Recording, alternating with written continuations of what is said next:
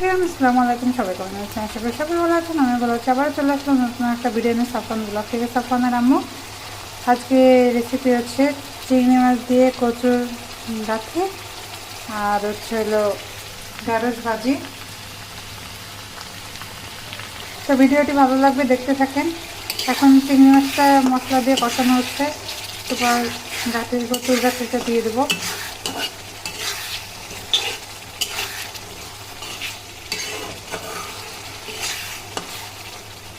আর এই পাশে ঢেঁড়স ভাজি হচ্ছে আমার প্রায় হয়ে আসছে।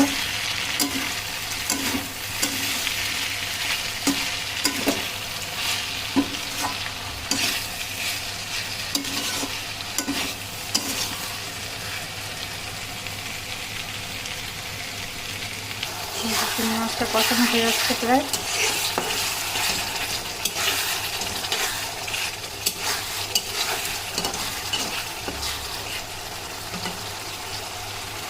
এখন কাঠিটা দিয়ে দেবো।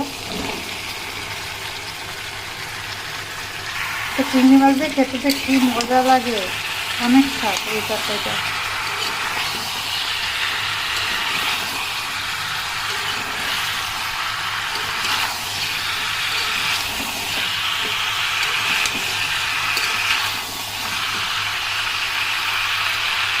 এখন কালারটাই এখনো কত সুন্দর আসছে।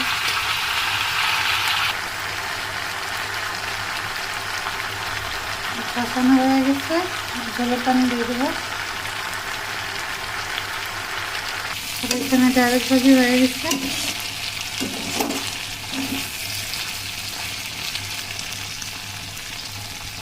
তরকারিটা হচ্ছে, আর একটু হলে তারপর নামাই ফেলবো।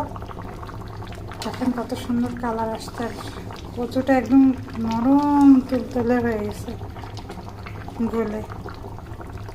এটা হচ্ছে আমার তরকারির ফাইনাল লুক। এটা গাঠি দিয়ে চিংড়ি মাছ আর এই পাশে ঢেঁড়স ভাজি। ভিডিওটি ভালো লাগলে লাইক কমেন্ট শেয়ার করে পাশে থাকবেন আর সবাইকে দেখার সুযোগ করে দিবেন। আরও নতুন নতুন ভিডিও পেতে সাহায্য করবেন। তো আসসালামু আলাইকুম।